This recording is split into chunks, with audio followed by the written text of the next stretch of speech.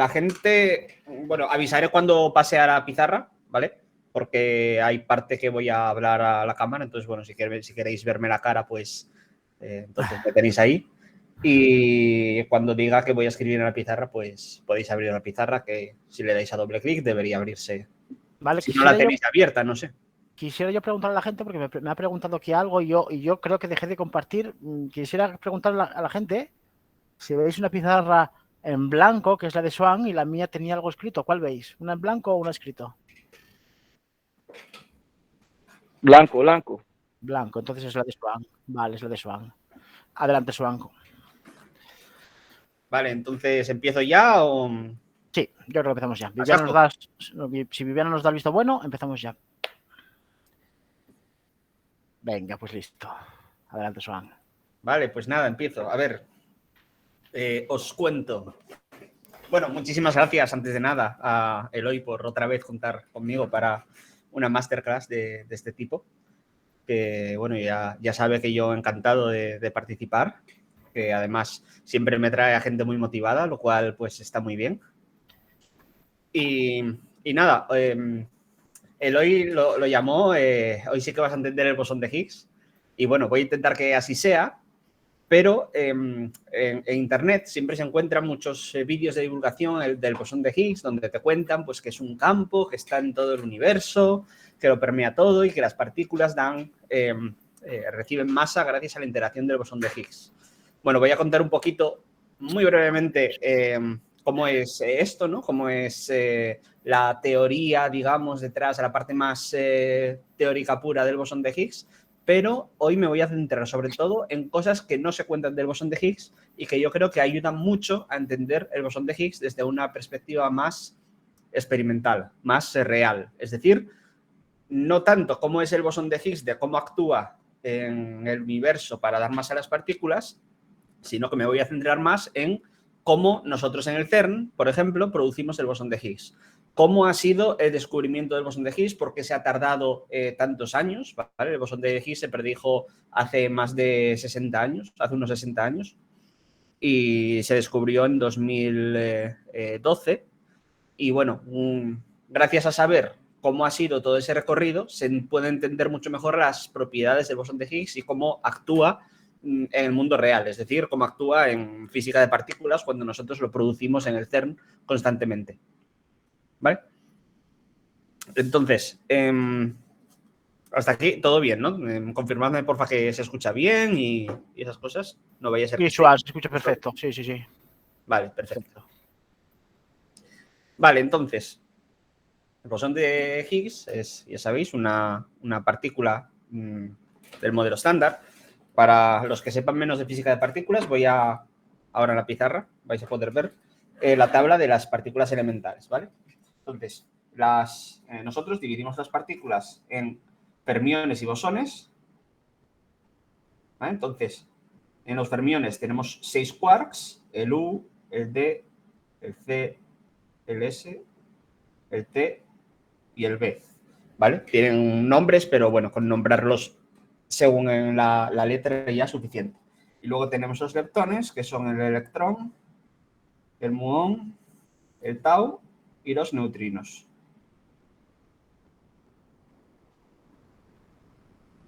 ¿Vale? Estos son los fermiones. Y luego tenemos los bosones, que son pues el fotón, bosón W, bosón Z, el gluón y el protagonista de hoy, que es el bosón de Higgs. ¿Vale? Entonces, esto de aquí son fermiones.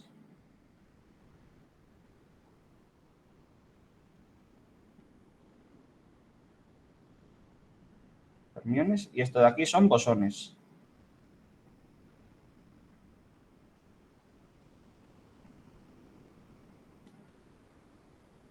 Bueno, no escribo muy bien esto, pero más o menos se ve. Vale. Entonces, los fermiones son las partículas que sabemos que forman parte de la materia, mientras que los bosones son las partículas que median las interacciones, ¿vale? Sabéis que hay 4 grandes fuerzas, 4 grandes interacciones, la electromagnética, la débil, la fuerte y la gravitatoria, bueno, a estas escalas en física de partículas a la gravitatoria no tiene ningún efecto y sí conocemos muy bien cómo interactúan las partículas según las interacciones electromagnética, débil y fuerte. Entonces, el fotón es la partícula de luz, es decir, del electromagnetismo. Luego tenemos las partículas que interaccionan débilmente, que son estas de aquí. Y luego tenemos, pues, el gluón, que es la de la interacción fuerte. Y luego tenemos el bosón de Higgs, ¿vale? Que va a ser la partícula protagonista. Los fermiones, bueno, simplemente decir que estos dos son los que conforman los protones y neutrones. Y aquí tenemos el electrón, que ya sabéis que es la partícula encargada de la electricidad y en realidad de toda la química prácticamente y de casi todo. Y con esos dos quarks que forman protones y neutrones y el electrón, pues tenemos todos los elementos de la tabla periódica. El resto de partículas, pues bueno, las conocemos bastante bien, se producen en diferentes fenómenos naturales y también en aceleradores de partículas. Las estudiamos, tienen ciertas propiedades, pero la mayoría son inestables. Bueno, los neutrinos son raritos y casi no se detectan, casi no interactúan. Son neutros eléctricamente y es lo que hace que interactúen muy poco. Y el resto duran poco tiempo. Todas se desintegran en partículas más estables que sí que detectamos, como son electrones o protones y neutrones que están formados por quarks U y quarks D. ¿Vale?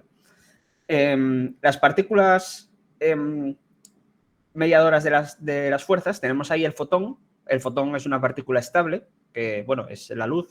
Me veis gracias a que me están llegando fotones a mi cara. El bosón W y el bosón Z son partículas muy masivas que duran muy poco tiempo libres y, por tanto, no los vemos por ahí, no interactúan. Solo interactúan, digamos, a escala atómica dentro de los átomos, porque no tienen suficiente energía, digamos, como para propagarse fuera. Y es fundamentalmente que tiene mucha masa, mientras que el fotón, al no tener masa, sí que puede propagarse. Y el gluón, bueno, el gluón tiene lo que llamamos carga fuerte y lo que implica esto básicamente también es que tampoco puede propagarse, sino que existe solo en interacciones entre neutrones, dentro de los neutrones, de los protones y de otras partículas que interactúan a través de estos gluones.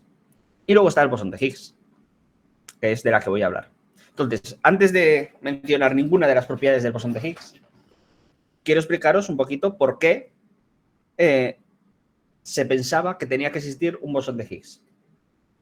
Y es que, bueno, la física de partículas, todas estas partículas que puse aquí en esta tabla, se fueron descubriendo a lo largo del siglo pasado, sobre todo. Bueno, primero el electrón, luego el muón, aunque no se sabía lo que era un muón, más adelante los quarks. El último fue el quark top, que es la partícula más masiva que conocemos. Y las partículas de las fuerzas, claro. Sin embargo, ocurre una cosa que desde el punto de vista teórico es muy difícil de explicar, y es que las partículas tienen masa, ¿vale? Cuando nosotros describimos las partículas elementales, lo hacemos a través de ciertas simetrías. ¿Por qué? Porque sabemos que el universo cumple ciertas simetrías. Por ejemplo, una de las más sencillas de ver es que las leyes físicas son simétricas respecto al tiempo. Las leyes físicas no cambian respecto al tiempo. Es decir, la gravedad, o bueno, por no hablar de gravedad, el electromagnetismo funciona de igual manera hoy que ayer o que hace un mes o que dentro de 5 años. Esa simetría respecto al tiempo hace que en nuestras fórmulas, a la hora de escribir, pues no sé, cómo se mueven las partículas o cómo se mueven los cuerpos, si cambiamos el tiempo hacia atrás, hacemos que vaya el tiempo hacia atrás en lugar de hacia adelante, lo que nos va a hacer es salir un signo menos, ¿no? Pero el comportamiento, la ley física no cambia, sigue funcionando bien, el sistema se sigue describiendo bien. Eso es lo que llamamos una invarianza temporal. Bueno, pues hay otras simetrías también. Si todo lo giramos 360 grados, todo se queda igual, ¿no? Esto es una simetría respecto a giros. Y, bueno, otro tipo de simetrías. Bueno, pues estas simetrías hemos visto que describen muy bien las interacciones fundamentales. Pero para que todo esto, que luego matemáticamente es la teoría que llamamos el modelo estándar y que funciona muy bien, para que todo sea consistente matemáticamente, las partículas tienen que tener masa igual a 0. En cuanto a las partículas no tienen masa igual a 0, empieza a ver que algunas de estas simetrías no se cumplen. O empieza a haber leyes físicas que no describen correctamente el comportamiento de las partículas. Entonces, lo que han hecho los físicos a lo largo del tiempo es decir, vale, pues yo desarrollo mis teorías físicas que funcionan muy bien con partículas sin masa y asumo que hay algo que no conozco y que hace que las partículas puedan tener masa sin que toda la teoría se caiga. Entonces, el hecho de tener una teoría tan buena para partículas sin masa hacía pensar que tiene que haber algo, algún mecanismo que haga que estas partículas tengan masa sin alterar el resto de cosas que sabemos que funcionan tan bien. Entonces había varias teorías para explicar la masa, pero una de ellas era el bosón de Higgs. Vale, entonces el bosón de Higgs en sí no es simplemente decir, bueno, pues hay una partícula que es la responsable de que el resto de partículas tengan masa y de que entonces nuestra teoría funciona. Bueno, el bosón de Higgs lleva aparejado todo un mecanismo matemático que hace que todo eso sea posible, ¿vale? ¿Cómo es esto? Bueno, a unas escalas muy altas de energía, que es lo mismo que decir a comienzos del universo, ¿vale? Cuanto más nos acercamos al Big Bang, digamos, estamos a unas escalas de energía más altas. Bueno, pues cuando eso ocurre y nos vamos a unas escalas de energía muy altas, las partículas se comportan como si no tuvieran masa. Y el bosón W y el bosón Z se comportan también de otra manera, como si fueran partículas más fundamentales todavía. Bueno, pues esas escalas de energía, el bosón de Higgs, bueno, hay un mecanismo que se llama rotura espontánea de la simetría, que básicamente hace que unas partículas más fundamentales que los bosones W y Z y el bosón de Higgs, digamos, se mezclen de la manera que las vemos ahora y que aparezca el bosón W que puede tener carga positiva o negativa, el bosón Z que tiene carga neutra, el fotón que tiene carga neutra y el bosón de Higgs que da masa no al fotón y sí al W y sí al bosón W y al bosón Z. ¿Vale? No voy a explicar este mecanismo con matemáticas, pero básicamente lo que quiero que entendáis es que este mecanismo hace que puedan que en un principio que los bosones W y Z puedan tener masa. Y además explica muy bien cómo se relaciona el fotón, el bosón W y el bosón Z. Porque al principio os había dicho que el fotón era el encargado de la interacción electromagnética, ¿verdad? Y los bosones W y Z de la interacción débil, que es una interacción que ocurre a distancias muy pequeñas dentro de los átomos. Pero a estas escalas a las que ocurre este mecanismo que os digo que sirve para explicar por qué el bosón W y el bosón Z tienen masa sin que se rompan todas estas simetrías que teníamos y que describen también la naturaleza, bueno, pues a esas escalas, esta interacción, la electromagnética y la débil, es como si se explicara todo de una, ¿vale? En una interacción que llamamos a veces electrodébil, ¿vale? Es como si hubiera unas partículas más fundamentales que estas que explicaran tanto la interacción electromagnética como la débil. Por eso decimos que están unificadas y se unifican gracias al bosón de Higgs, en parte. Entonces el bosón de Higgs nos da un 2 por 1. Por una parte explica la masa de las partículas, de momento solo he nombrado los bosones, y por otro lado explica cómo funciona a escalas fundamentales la fuerza débil y la fuerza electromagnética y cómo son en realidad una sola fuerza. Vale. Dicho eso, eso es, digamos, lo más teórico, entre comillas, que voy a explicar del bosón de Higgs. También voy a decir que además de poder dar masa a los bosones W y Z, da masa al resto de partículas, al resto de fermiones. Pero esto lo hace de una manera un poquito diferente, a través de una cosa que llamamos acoplamientos de Yukawa. Entonces, dejadme que os ponga aquí. Lo voy a llamar Y.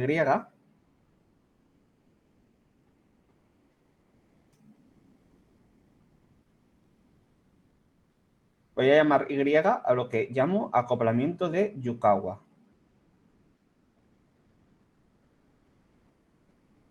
¿Vale? Y esto es el bosón de Higgs acoplándose a fermiones. Lo voy a poner así.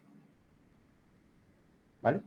Pues en esta interacción de aquí es de donde surge la masa de las partículas, de los fermiones. ¿Vale? Ahora vamos a ver esto en un poquito más de detalle. Vale, entonces,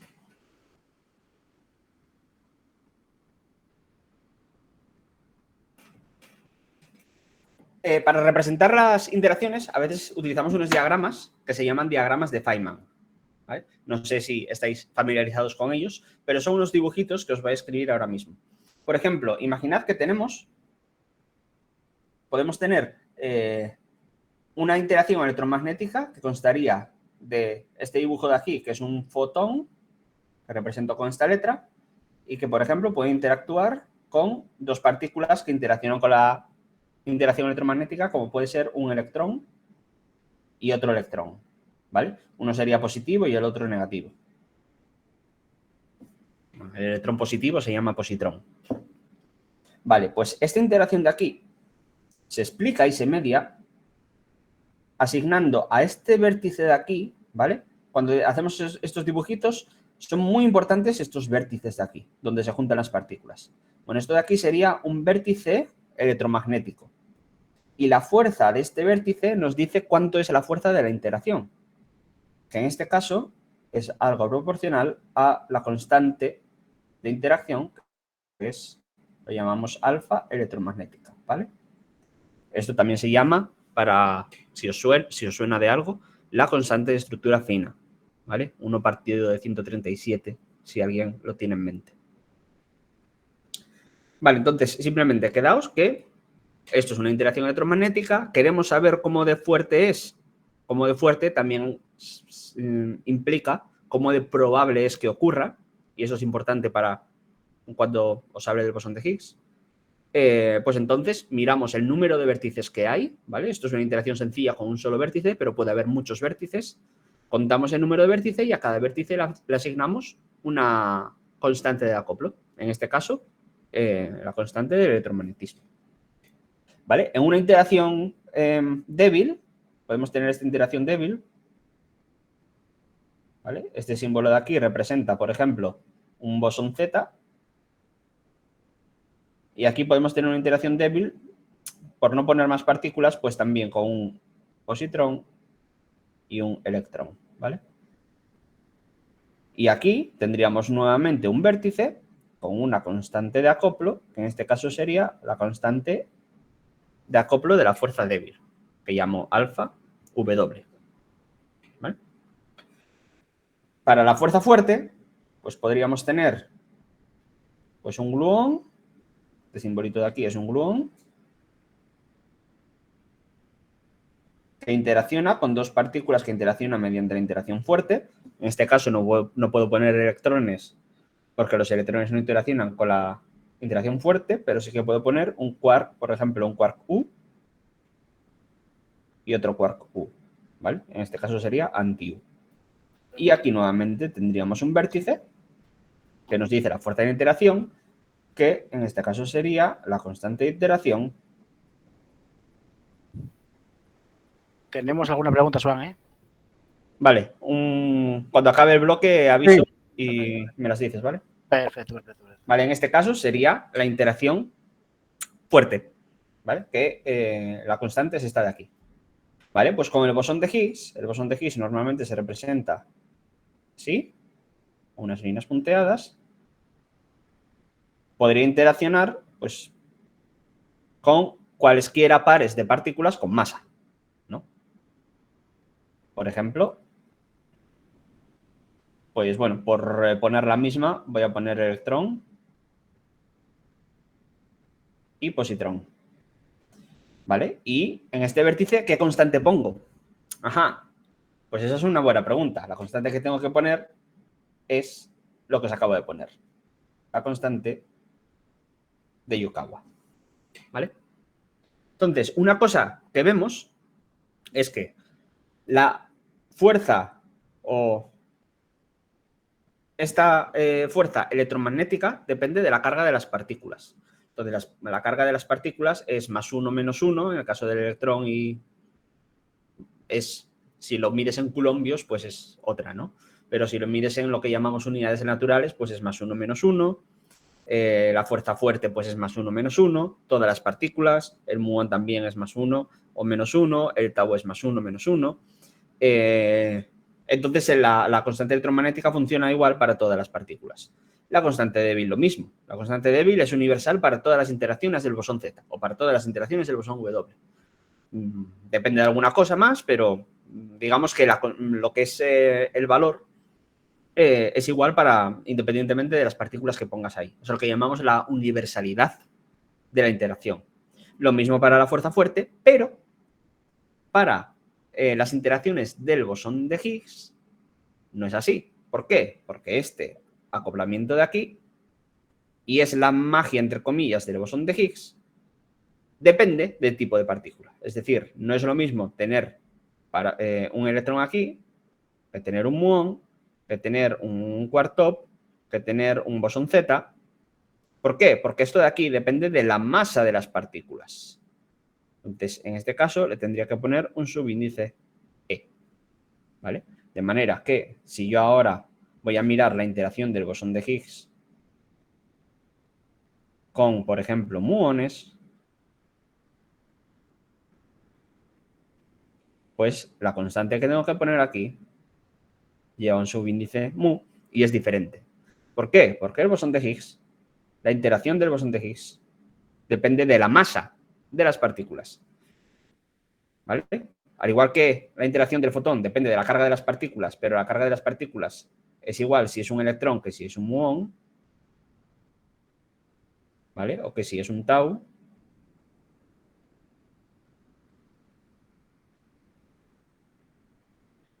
Para el bosón de Higgs, la constante de acoplo depende de la masa de la partícula. Vale, entonces puedo aprovechar ahora para responder alguna pregunta.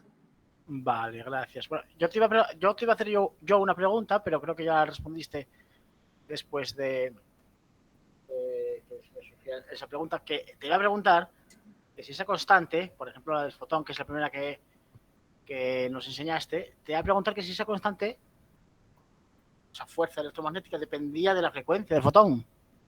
Luego ya has explicado que no, que no depende de ella, vale. O sea, de la energía, resumiendo, del fotón. No importa qué fotón sea. Vale. Bueno, en realidad sí. Ah. En realidad sí. Eso es una buena pregunta, entre comillas. O sea, es una buena pregunta. Lo que pasa es que ya se nos va de difícil, entre comillas, ¿no? Porque esto lo llamamos constantes de acoplo, pero en realidad las constantes dependen de la energía. Dependen de la energía de la interacción. Pero es una dependencia que bueno, es que si vamos, digamos, a energías suficientemente bajas, es constante. Vale, eso es, sí. Te lo cambias si vamos a energías muy altas, digamos. En un rango es constante y luego vale. Bueno, pues entonces voy a preguntar por aquí a alguien, no me acuerdo. Ah, vale, sí, Andrés Vigo nos preguntaba que si hablábamos de partículas virtuales. Nos pregunta Andrés. Luego voy a comentar un poquito de las partículas virtuales, ¿vale? Pero poquito. Y luego cuando lleguemos, ¿vale? Vale, y te pregunta por aquí Kevin, creo que es... Ah, bueno, no, se nada. Michael pregunta, ¿los fermiones se dividen entre quarks y leptones? Pregunta si Michael. Sí. ¿Quarks? Sí, bueno, lo comenté cuando los escribí, pero bueno, sí. Los de arriba son los quarks y los de abajo los leptones. Vale. Y dice que el bosón V, bueno... No teniendo la pregunta de Luis Vigo, prepárala mejor para después, Luis, ¿vale? Prepárala mejor para la última hora, que no te entendí bien lo que quieres preguntar. Seguimos, va.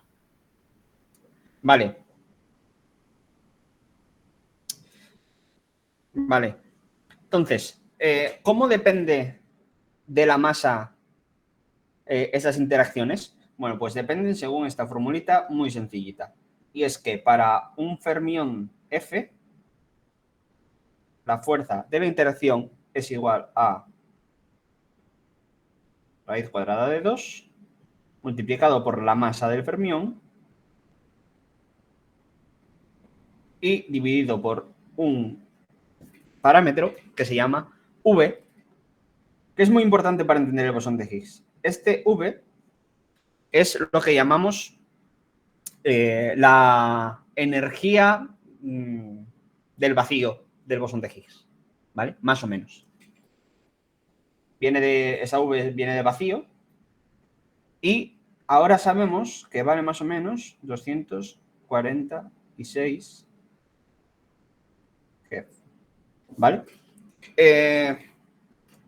Vale, es difícil entender este concepto, porque para eso hay que entender muy bien lo que es el vacío cuántico.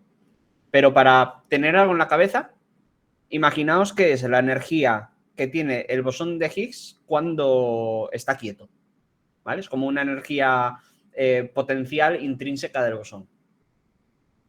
Y tiene ese valor. Y es constante. Es igual, quiero decir, para todas las partículas.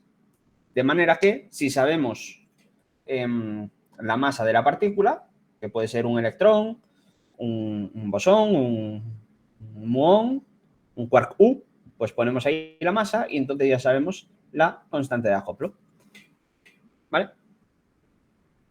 Problemas. Nosotros no sabemos a priori cuánto vale este parámetro. Nuestra teoría no nos lo dice. No dice cuánto valen esas Is, solo dice cómo lo podemos calcular a partir de la masa. Y a priori tampoco podemos saber cuánto vale esa V.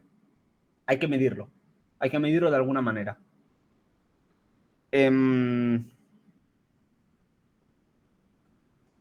Entonces, la masa del bosón de Higgs también tendrá, el bosón de Higgs, digamos que será masa a sí mismo. Entonces también tendrá una constante Y asociada. Un acoplo de Yukawa. Pero no tenemos manera de saber a priori cuál es la masa del bosón de Higgs.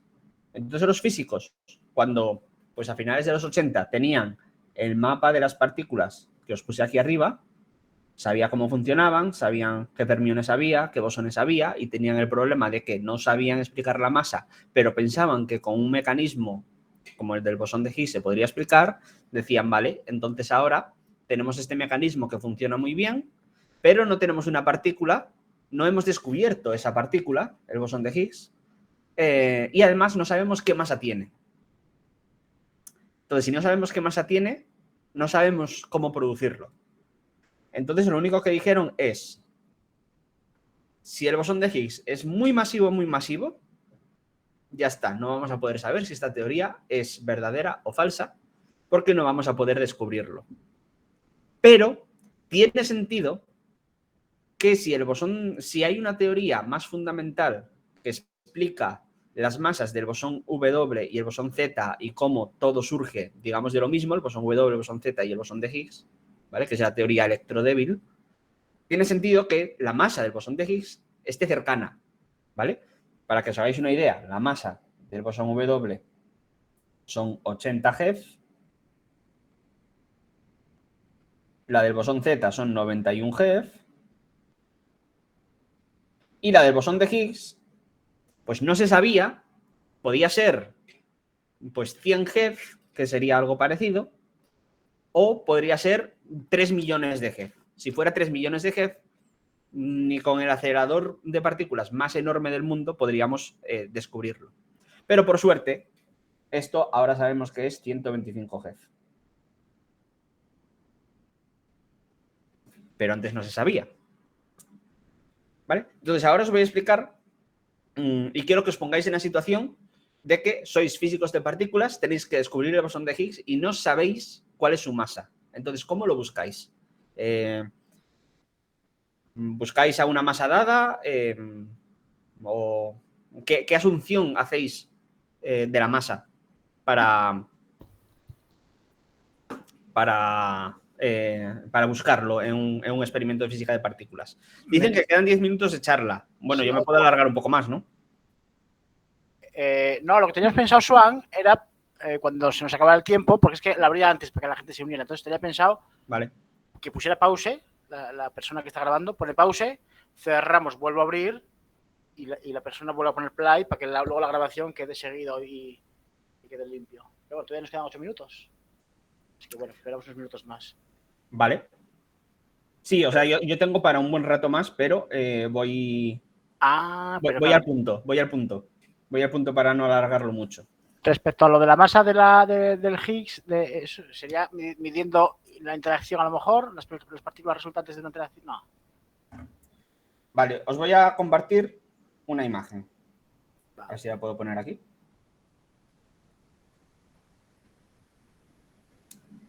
Vale. Entonces, sabemos que podemos producir un bosón de Higgs si ponemos energía suficiente. Si ponemos energía suficiente en un acelerador, se van a producir.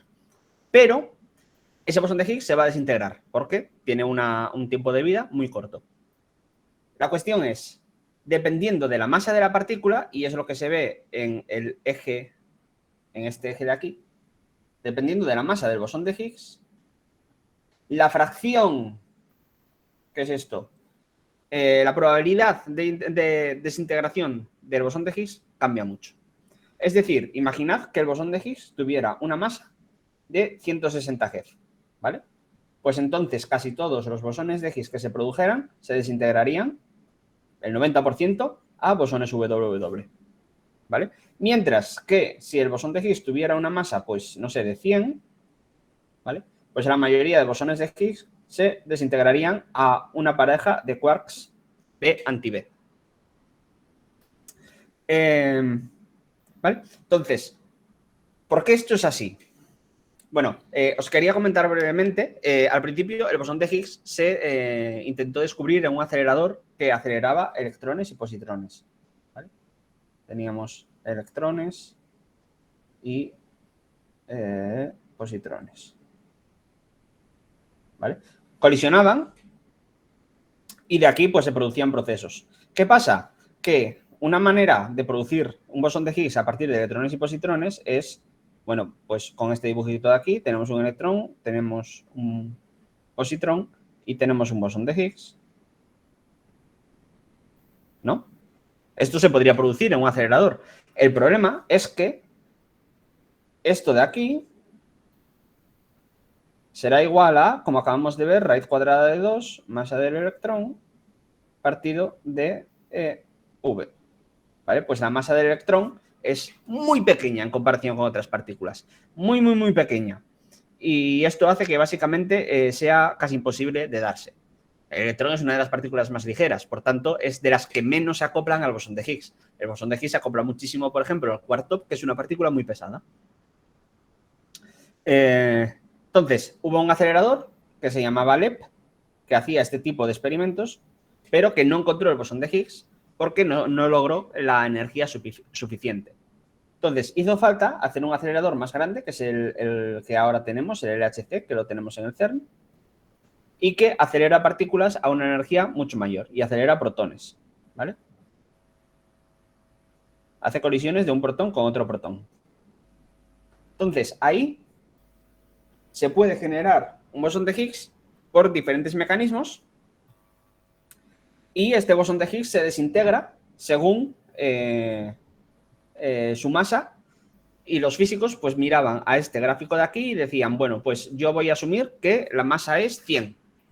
Si la masa es 100, entonces debería haber un bosón de Higgs que cumple esas características. Se desintegra tantas veces a pues pares de quark B anti-B, tantas veces a pares de taus, tantas veces a pares de gluones, tantas veces a pares de C anti-C, tantas veces a pares de fotones, tantas veces a un fotón y un Z, tantas veces a muones, tantas veces a Z, tantas veces a W. ¿Vale? Y otro pues asumía 160, y otro 180, y otro 200. A partir de otros experimentos sabíamos que como poco tenía que ser 115. Y como mucho tenía que ser, pues bueno, ahí ya no estaba tan claro. Podían ser 150, podían ser 160, pero bueno, el rango más probable era entre unos 115 y unos 60. Entonces los físicos se pusieron a mirar en este rango, ¿vale?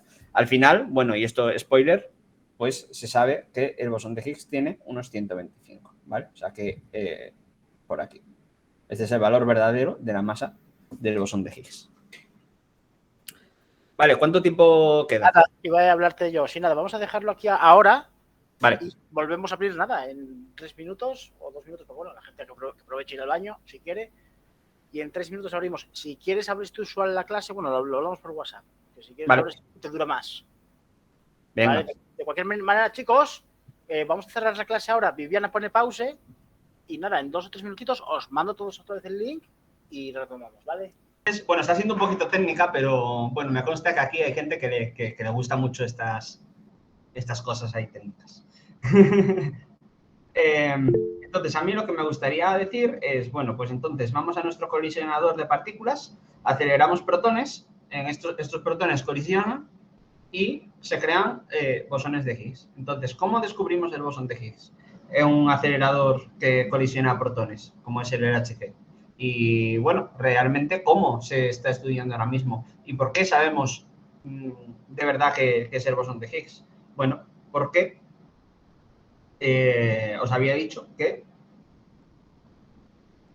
tiene esta masa, entonces si tiene esta masa de 125, tiene que interactuar con el resto de partículas de acuerdo a estas probabilidades de interacción. Es decir, que la mayoría de las veces que un bosón de Higgs se produce, se desintegra en un quark B y otro quark B. ¿Vale? Esto es esta línea de aquí, que es la probabilidad más alta. La siguiente más alta, tenemos un bosón de Higgs desintegrándose en 2 bosones W. Luego también tenemos un bosón de Higgs desintegrándose en 2 bosones Z. Luego tenemos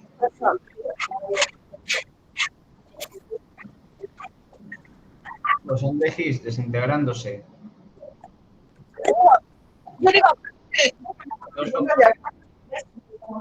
Perdona, Swan, ¿eh? Viviana, tienes el micrófono abierto, por favor. A ver si me oye Viviana. Ah, silenciado. Ya está. La silencié yo. Vale. Tenemos un bosón de Higgs desintegrándose, a ver, déjame ver, a 2 taus. ¿Vale? Estos son los 5 principales. Bueno, pues cuando se pusieron los físicos a producir bosones de Higgs, se fijaron en cuántas veces veían cada una de estas parejas de partículas a las que se desintegra el bosón de Higgs. Entonces, lo primero que se hizo fue hacer esto de aquí, descubrir esto de aquí. ¿Vale? ¿Por qué? Porque cada uno de estos bosones Z se pueden descomponer a su vez en, pues, por ejemplo, muones, que son unas partículas que detectamos muy bien. ¿Vale? Esto de aquí también se vio porque la probabilidad de interacción es bastante alta. ¿Vale? Por ejemplo, los W luego se pueden desintegrar, pues por ejemplo, uno de ellos en un muón y un neutrino. ¿Vale? Esto de aquí es muy difícil de ver en colisiones de protones. ¿Por qué? Porque la probabilidad de producir quarks B y anti-B, como está aquí, es altísima. Y al ser tan alta, es muy difícil distinguir cuándo los quarks B vienen de protones y cuándo vienen de bosones de Higgs. Pero también se ha logrado observar. Esta de aquí, aunque la probabilidad es muy pequeña, ¿vale? Mira, esto se ve aquí. La probabilidad de que el bosón de Higgs dé lugar a fotones es... ¿Qué línea es? Es esta de aquí, ¿vale? Es esta moradita. Y veis que es muy baja, es de 10 a la menos 3 respecto a otras que es de casi 1, ¿vale? Pues la probabilidad es muy baja. Pero en colisiones de protones hay muy pocas parejas de fotones a tan alta energía. Entonces esta, aunque la probabilidad es muy baja, es muy fácil de ver. Y entonces así también se descubrió el bosón de Higgs. ¿vale? Lo más importante son este de aquí, parejas de fotones y parejas de quarks de bosones Z. Y bueno, también en parte de bosones W. Y luego esta de aquí también es más difícil de ver, pero también se observa en el LHC el bosón de Higgs desintegrándose eh, a taus. Estos son taus. ¿Vale? Entonces, ¿qué es lo bonito de poder descubrir el bosón de Higgs, digamos, de tantas maneras diferentes? Que podemos medir la interacción, ¿vale? Que esto lo llamaríamos... Esto depende del acoplamiento de Yukawa que expliqué antes con taus. Esto depende del acoplamiento de Yukawa, aunque bueno, en el caso de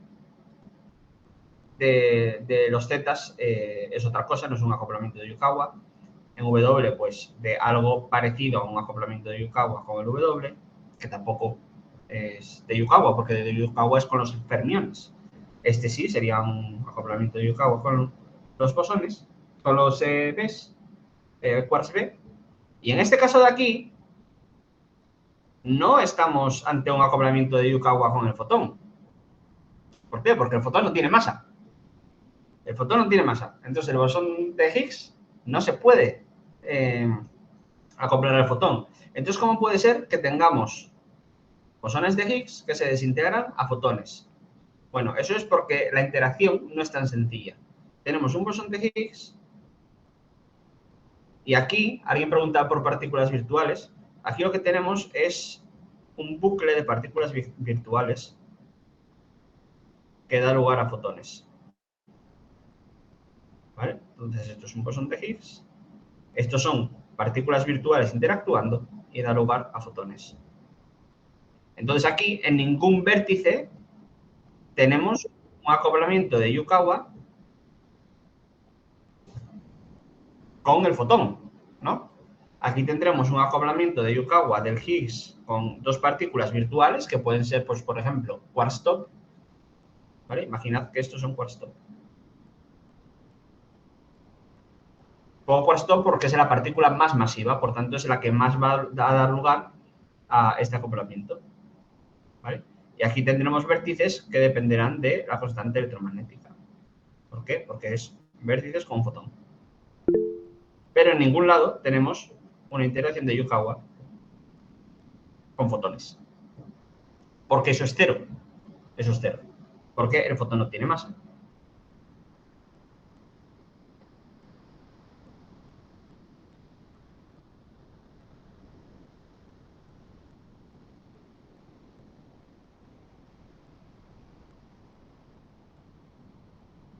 Y eso es maravilloso porque es algo que, con lo poquito que hemos visto en la sesión de hoy, sabemos que ese acoplamiento con fotones tiene que ser cero. Y lo que vamos a ver, lo que vemos en el experimento, lo que vemos en el HT, es que efectivamente todo lo que vemos es consistente con que no exista ese acoplamiento, de que sea cero. ¿Y qué vemos en el experimento? Bueno, pues gracias a todos estos procesos que os estoy diciendo que se observan, pues podemos medir esto de aquí, podemos medir esto de aquí, y bueno, medimos el equivalente a esto de aquí, el equivalente a esto de aquí, y también medimos esto de aquí. Y vemos que concuerda exactamente con la formulita que os puse arriba del todo, es decir, IDF, los valores que medimos aquí concuerda con lo que predice la teoría, que recuerdo que esto ya se sabía en los años 60, pero no se había podido comprobar hasta estos últimos años y todavía lo estamos comprobando en el LHC, que esto es raíz de 2, la masa del fermión, partido por este parámetro V, que es la energía del vacío del bosón de Higgs. ¿Vale? Y esto de aquí concuerda exactamente, muy bien, muy bien, muy bien, con lo que observamos en el LHC. Y por eso estamos tan seguros de que el bosón de Higgs existe y de que es la partícula que se había predicho ya hace tantos años y de que funciona exactamente igual que lo que pensábamos y que lo que la teoría dice. ¿Vale? Y más o menos eso es todo lo que quería contar. Wow, son genial. Yo tengo, hay por ahí alguna pregunta y tengo yo también alguna. Una pregunta que te quiero hacer yo es, cuando hicieron el Ahí se te corta, no te entiendo. a ver, hola. Muchísimo mejor. Vale, preguntaba, cuando hicieron el famoso, o sea, el anuncio del descubrimiento, la fiesta que hicieron, bueno, esos días estuvimos muy pendientes y hablaban de una palabra que era sigma y que tenían que llegar a no sé qué, sigma y sigma y sigma. Y entonces te preguntaba que explicaras un poco qué quiere decir sigma y por qué se busca ese. No recuerdo bien, no recuerdo bien qué era, que tenía que llegar a no sé cuánto sigma. Sí, 5 sigma. Esa es la pregunta. 5, ¿no? Uh-huh. Vale, pues esa es la pregunta. ¿Qué es sigma? Y por qué había que llegar a esos 5 sigma. Eso es. Vale. Básicamente, cada vez que colisionamos dos protones, ocurre una cosa diferente porque la naturaleza de ese proceso es cuántico, ¿vale? Es un proceso cuántico. Entonces, como es cuántico, es probabilístico y cada vez que lo hacemos ocurre una cosa diferente. Pero cada posible cosa tiene una probabilidad que podemos calcular y que podemos medir. Entonces, la probabilidad de que, por ejemplo, y esta como se descubrió, dos protones choquen y den lugar a dos bosones Z, pues es una. Pero la probabilidad de que los protones choquen y den lugar a un bosón de Higgs y este bosón de Higgs dé lugar a dos bosones Z, pues es otra. Entonces, para saber que esto está ocurriendo, que esto existe y es algo que estamos observando y lo que estamos observando no es esto de aquí, que es otra cosa y que puede ocurrir sin la existencia del bosón de Higgs, tenemos que estar muy seguros estadísticamente, ¿no? Que hemos producido suficientes veces esto de aquí abajo como para estar seguros de que no es esto de aquí arriba, ¿vale? Y eso lo medimos con un parámetro que se llama sigma, ¿vale? Sigma es algo estadístico, es algo que básicamente te cuenta cómo de probable es que lo que estemos viendo sea una fluctuación estadística y no algo real. No Vale, sí, algo... eso era más o menos lo que suponía, pero pensaba que a lo mejor tenía algo más detrás. Y otra pregunta. Sí, dime, sí, ¿ibas a decir algo más? No, dime. Otra pregunta. En el dibujo famoso, ¿vale? Que hemos visto también en la otra clase que hemos tenido contigo, el dibujo famoso en el que hemos visto el bosón de Higgs, que salen, bueno, pues líneas. ¿Qué interacción es esa con la que hemos descubierto el fotón? Bueno, por lo menos, o sea, el bosón de Higgs, por lo menos esa que nos habéis enseñado tanto. Vale, hay dos que se enseñan mucho, no sé Hay dos, vale. cuál de ellas, ¿vale? Bueno. O sea, las pinto aquí las dos más o menos, ¿vale? Vale. Hay una de ellas que se enseña mucho, que es la masa de la combinación de 4 muones. Y hay otra que es la masa... Uy.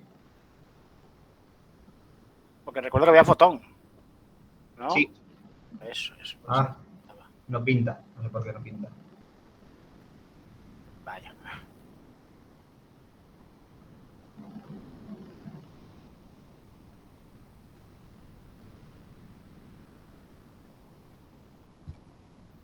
A ver. Bueno, mientras lo haces, recuerda a los chicos que pueden ir los chicos poniendo preguntas, mientras acaba su de hacer esto. Podéis escribir preguntas en la barra lateral, ¿vale, chicos? Sí, Suat. Se te cerró. Bueno, pues ahora aprovechar, chicos, de verdad, si pensáis, si tenéis alguna pregunta, en la barra derecha tenéis para escribir, ¿vale? Ya se las traslado yo a Suat.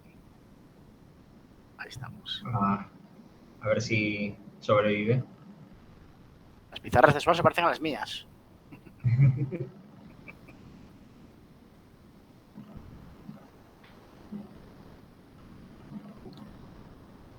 Igual iba más rápido si hago otra nueva. Bueno.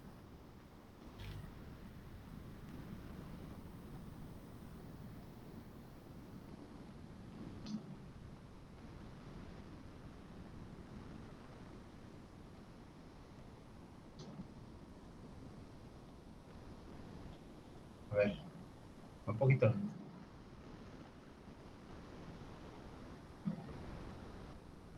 Se me sigue escuchando, ¿verdad? Sí, y viendo también, no te preocupes.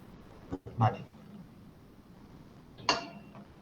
Se sigue uniendo gente de vez en cuando. Vale. Entonces, una de ellas es la masa de 2 fotones y la otra es la masa de 4 muones, ¿vale? Entonces, la masa de 4 muones viene de esto precisamente que puse aquí, que es cuando a partir de 2 protones se produce un bosón de Higgs, a partir de ese bosón de Higgs 2 bosones Z, y a partir de 2 bosones Z 4 muones. Y estos 4 muones se detectan directamente con nuestro detector de partículas. Y la otra es cuando ocurre esto de aquí, que dibujé, en el cual ocurre esta interacción de aquí.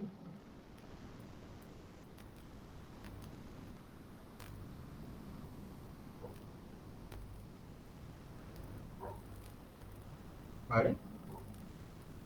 El fotón de aquí, y entonces este fotón y este fotón lo detectamos.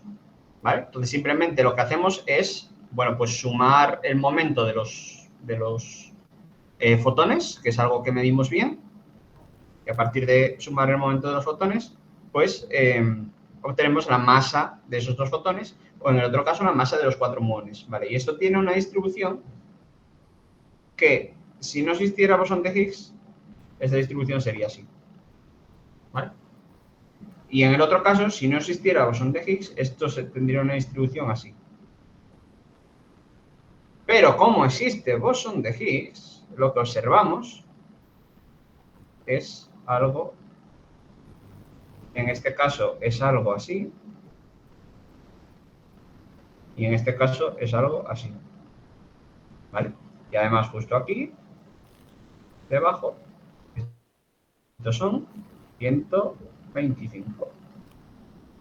Y en este caso, estos son 125, que es la masa del bosón de Higgs. Por eso estamos tan seguros de que existe un bosón de Higgs, porque es que lo vemos tanto en 4 muones, que lo esperamos por esto que os acabo de decir, también en fotones, que lo esperamos por lo que os acabo de mostrar, y que coincide el valor, coincide 125. Genial. Me preguntan más cosas por aquí. Te vemos muy bajito, ¿eh? Vale, ahora sí, perdón, es que tengo que arrimar más el micrófono. Sí.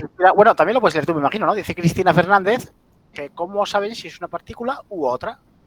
Sí, bueno, en parte es esto que os dije, ¿no? El hecho de que nosotros esperábamos ver el bosón de Higgs de acuerdo a este diagrama de aquí, ¿vale? Esto es lo que nos decía la teoría, que se tenía que desintegrar tantas veces en quarks B, tantas veces en bosones W, tantas veces en bosones Z, tantas veces en fotones, en taus y en otros tipos de partículas con una fuerza de interacción igual a, bueno, pues al acoplamiento de Yukawa, que es la formulita esta que os puse.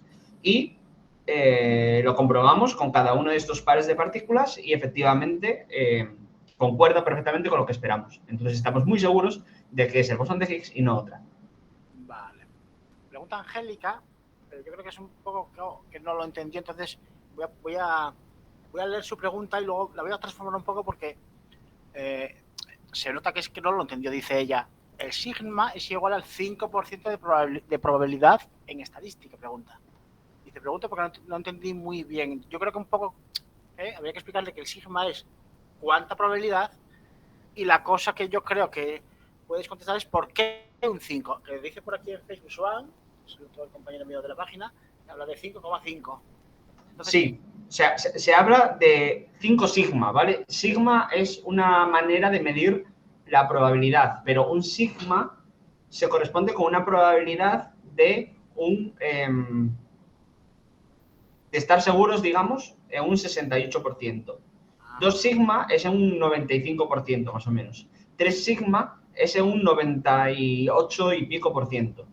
4 sigma es un 99,9%, algo así, y 5 sigma es como un 99,9999%, más o menos. O sea, un sí. Un sí. Vale. Por eso se pide 5 sigma, porque para anunciar algo tan revolucionario o que cambia tanto nuestra visión de ver el mundo como que existe una nueva partícula, hay que estar muy seguros. Muy seguros. Sí, claro. Nos pregunta un tal Diego Ray, estoy pasando la broma porque es amigo nuestro, de su amigo mío. Diego Ray nos pregunta, Diego, actualmente se está buscando alguna otra partícula en el CERN, parecida a la predicha del bosón de Higgs o alguna otra que vaya a aparecer o que se está haciendo un poco? ¿Qué hacéis en el CERN? Bueno, eso es una muy buena pregunta. La cuestión es que en el CERN tenemos un acelerador de partículas muy grande, muy caro y muy bonito y que nos sirve para hacer muchas cosas. Entonces, como tenemos ese acelerador y hay muchos físicos por el mundo queriendo descubrir nuevas partículas, pues se busca de todo. Se busca todo tipo de partículas. Las más locas y las más... Y bueno, y estudiar las que ya conocemos. Entonces se hace de todo. Entonces se buscan otras partículas parecidas al bosón de Higgs, se buscan partículas para explicar la materia oscura, se buscan partículas que es muy probable que no existan, pero aún así pues se buscan porque se pueden buscar y porque tenemos un acelerador que hay que sacar provecho a tope. Y bueno, sí, mira, una de las cosas que se busca mucho es intentar descubrir nuevos bosones de Higgs o partículas muy parecidas al bosón de Higgs, pero que pudieran comportarse de manera diferente. Porque, bueno, hay teorías, hay hipótesis que apoyan que eso puede existir para explicar algunas cosas. Vale. Oye, mira, quería comentar una cosa y de paso así lo confirmabas. Sí. Y para los que nos están viendo, les recomiendo un libro que tengo, que he leído y que me gustó mucho, que se llama La partícula al final del universo. Creo recordar, déjame ver si tengo aquí un segundito. Creo que era desde Carroll. Espera. Bueno, no sé si no lo tengo ahora mismo. Bueno, a ver. Bueno, no lo tengo aquí, ya os lo diré a quien le interese, que me lo pregunte el autor. El caso es que mencionaba, se me oye, ¿no? Es que yo dejé de oír algo, sí. Mencionaba que las interacciones, imagínate, partículas a la velocidad cercana de la luz, pues son muchas interacciones, ¿eh? Por muy grande que sea el aro, son muchas interacciones y se va haciendo sin parar, y por lo menos cuando se buscaba el Higgs, no sé si siempre, pero cuando se buscaba el Higgs, un propio ordenador iba leyendo datos y desechaba ya automáticamente muchos y los que le parecían un poco sospechosos los iba pasando a vosotros, me imagino. Es un poco así la cosa, ¿no? Sí, bueno, eso que hay cientos de físicos de los mejores trabajando en eso. Es el sistema. No lo digo yo, igual vosotros sí. ¿Cómo? Igual vosotros sí, vale. Igual vosotros sí. Hola. Bueno, no, era yo, fui yo, qué rabia, era yo, que se me desenchufó el altavoz. Pero bueno, con la gente de Facebook tampoco te escucho, si puedes repetir, por favor. Sí, digo. ¿Qué me decía? Me preguntabas por... Sí, eso es lo que llamamos el sistema de trigger, que es el sistema que selecciona los datos que recogemos y cuáles no. Y es una de las cosas más complicadas que hay en física de partículas, la verdad, diseñar un buen trigger, este sistema. Y hay muchos de los mejores físicos trabajando en ello. Y sí, es no solo por seleccionar de todas las colisiones que se producen, que son 40 millones al segundo, en un segundo 40 millones de colisiones. Normalmente de esas 40 millones de colisiones nos interesan muy pocas, y solo nos podemos quedar con unas 1000, entre 1000 y 2000, más cerca de 2000. Pero esto, incluso si quisiéramos quedarnos con más, aunque no nos interesen, no podríamos, porque tecnológicamente es imposible almacenar tantos datos juntos. Entonces es una limitación simplemente de que no existe una tecnología suficientemente avanzada como para almacenar 40 millones de colisiones por segundo, ni mucho menos. Nos tenemos que quedar con 2000. Ya. Vale. Me confirma Diego que es Sean Carroll el autor del libro La partícula al final del universo, que lo recomiendo a todos. Vale.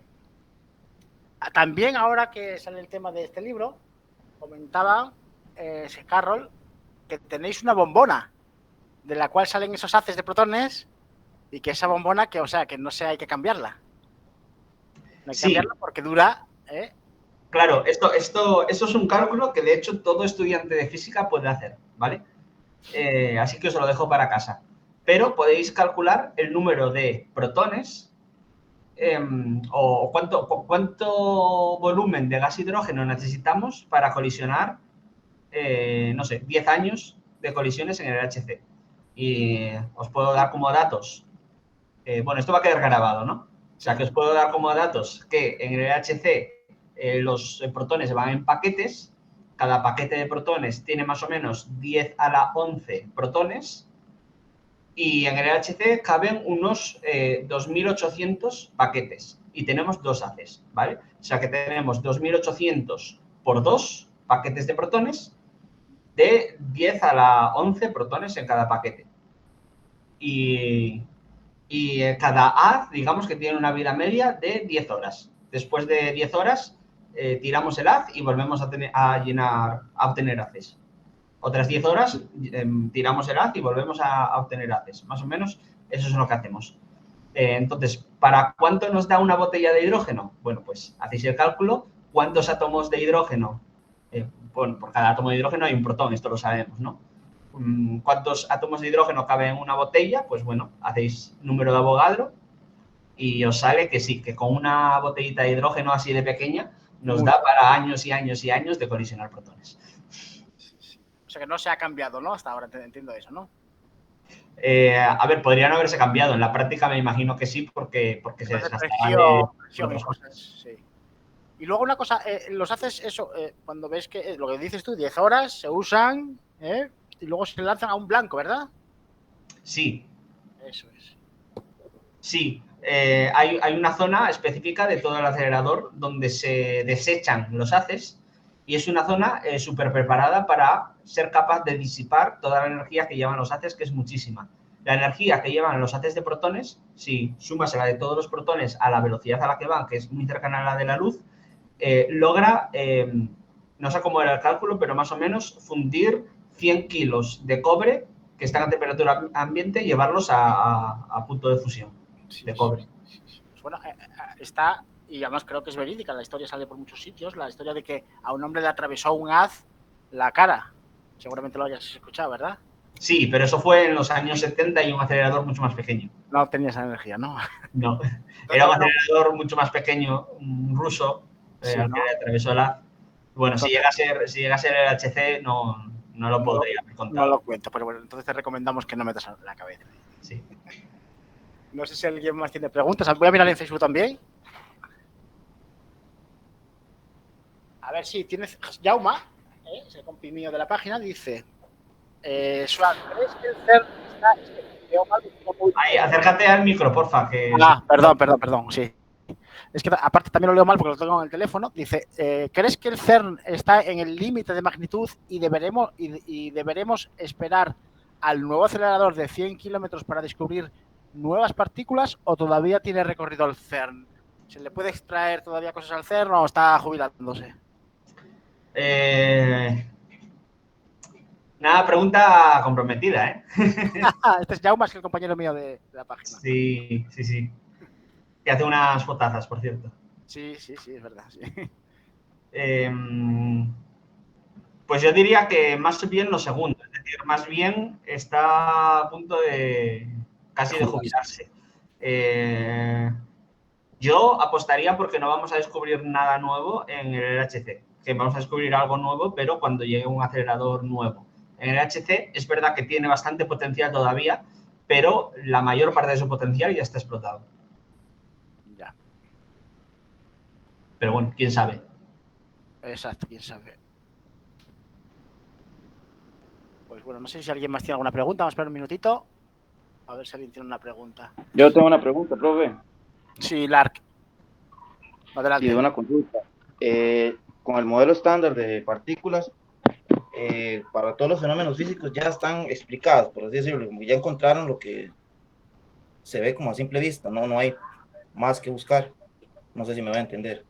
Sí, hay cosas que buscar. Por ejemplo, sabemos que hay materia oscura en el universo y no sabemos explicarla con el modelo estándar. No sé si es eso lo que preguntas, por ejemplo. Sí, exacto.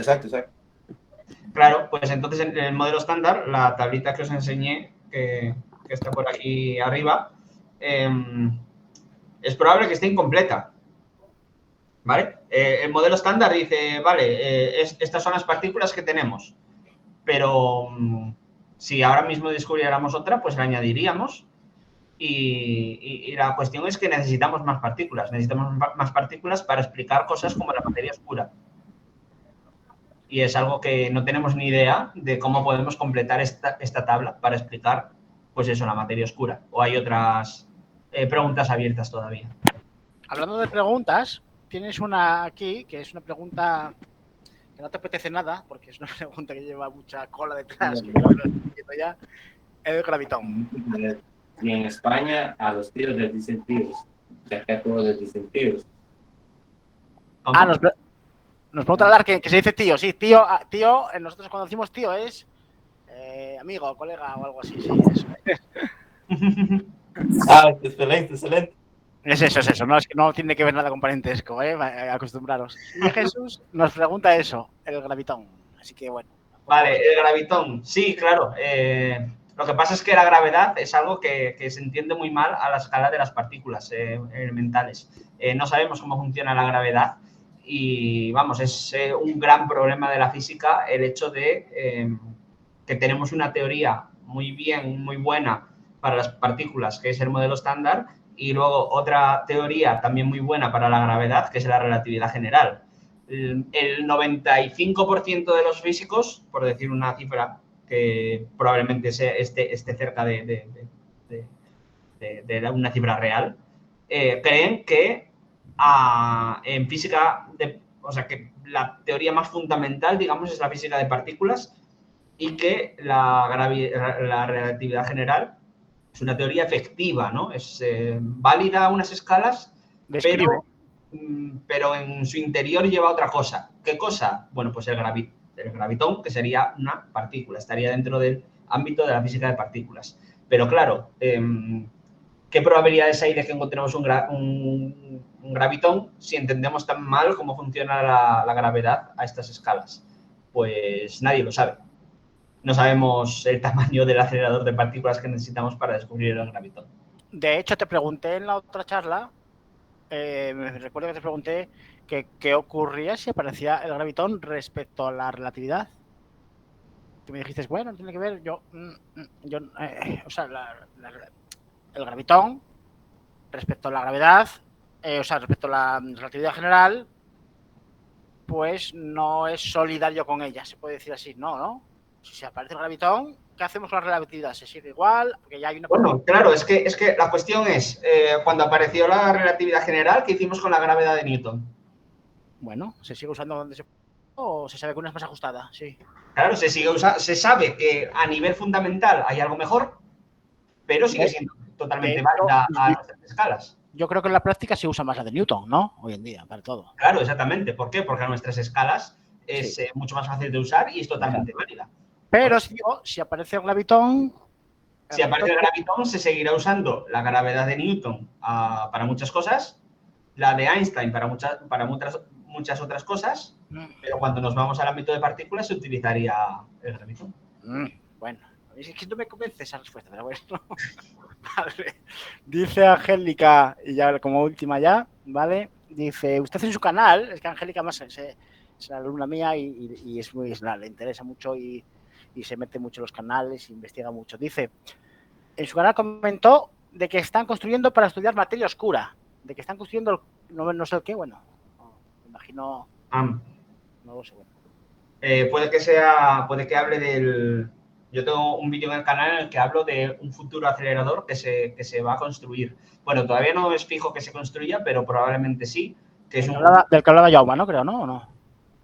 Preguntaba por 100 kilómetros, no sé. No estoy seguro. Pero es un acelerador que se va a construir, puede que se construya en el CERN, de 100 kilómetros, que es muchísimo más grande que el LHC. El LHC son 27, este serían pues casi 100. Es una obra monstruosa y el objetivo fundamental sería descubrir materia oscura, sí. Aunque también otras partículas se estudiarían. Pero bueno, la materia oscura es como una de las hipótesis más fuertes que apoyan que se construya ese acelerador nuevo, sí. Vale, bueno, ya vamos a tomar la última ya, chicos, que dice, así dejamos descansar a Swan, que está agotado, se le ve. Dice, ¿dónde hay información sobre tecnología de los aceleradores? O sea, que ¿dónde puedes buscar información? Vale. Porque comúnmente solo se habla sobre las partículas y no sobre lo que es la infraestructura, me imagino que se referirá. En este libro, perdóname, Swan, en este libro que acabo de decir Miguel Ángel, habla muy al detalle de todo eso. Vale, pero bueno, a lo mejor Swan puede ampliar más. Pues mira, iba a decir que no lo tenía muy claro porque es verdad que en los libros de física en sí se habla de, no se habla casi de lo que es un acelerador Vale. y de cómo funciona un acelerador, ¿no? Entonces, pues mira, puede que el libro que tú comentabas a nivel divulgativo sea un buen No, comienzo. es genial. Bueno, pues si alguien entró más tarde de que yo lo dijera, se llama La partícula al final del universo, si no recuerdo mal, lo recuerdo, Jay, que anda por aquí, que lo dijo él. Y del autor es Sim M. Carroll. Es ese, de Carroll. Y detalla mucho todo. ¿Vale? Comenta lo de la bombona, cómo se hacen, habla de la física en sí también, eso es genial. Es que es muy buen autor, ¿eh? Carroll es muy bueno. Yo tengo varios de él, no me acuerdo ahora, yo sé que tengo 2 o 3 de él, tengo. Sí. También tiene un libro de relatividad general muy famoso. ¿Cómo se llama? No sé, relatividad general o algo así, vaya. Es un título muy sencillo. Pero también se habla mucho del libro de relatividad general de sí, ¿no? Bueno, ya que tenemos en abierto en Facebook, dejarme también la gente que está viendo dentro de la sala, pues ya lo saben, ya seguirán a Swan, pero los que están en Facebook ahora, podéis seguir a Swan en su canal de YouTube que se llama Ciencia XL, ¿verdad, Swan? Sí. El Facebook es todo Ciencia XL, tanto en Facebook como en YouTube, ¿vale? Ciencia XL. Sí. ¿Vale? Podéis seguir a Swan. Y en Instagram, SwanCern. Y en Instagram, SwanCern. Bueno, si miráis las publicaciones últimas de Facebook mías, que hablo un poco de esta charla y tal, en comentarios lo vais a ver. ¿Vale? El Instagram de Swan. Sí, ¿vale? ahora mismo hago más cosas por Instagram que por YouTube. Pero... bueno, pues entonces en Instagram lo tenéis por allá. Ya después, si eso, hago una publicación un poco celebrando lo que hemos hecho hoy y vuelvo a ponerlo en comentarios para que todo el que quiera lo siga y se entere de todo lo que está pasando, cosas del CERN, curiosidades y bueno. Tengo una visita pendiente con Swan, de hecho, había comprado hasta billetes, es verdad, Swan, los había comprado y se nos fastidió por el COVID. Exactamente, llegó una pandemia y ahora no pudiste venir. Pero la retomaremos, ¿vale? Diego dice Space Time and Geometry, que me imagino que será el libro al que tú hacías mención, que era de la relatividad. Sí, totalmente, sí. Cristina, si quieres ir, me hablas. Lo hablamos todo. Cristina me imagino que será nuestra compañera también, deciros. Es que no lo sé, bueno, igual sí, dice que sí, vale, yo no lo sabía, vale. Es que tenemos un chat de WhatsApp, unos cuantos Diego y más gente. Bueno, chicos, pues no sé, creo que ya vamos a dejar a Swan que descanse un poco, ¿vale? Que se le nota agotado, ¿vale?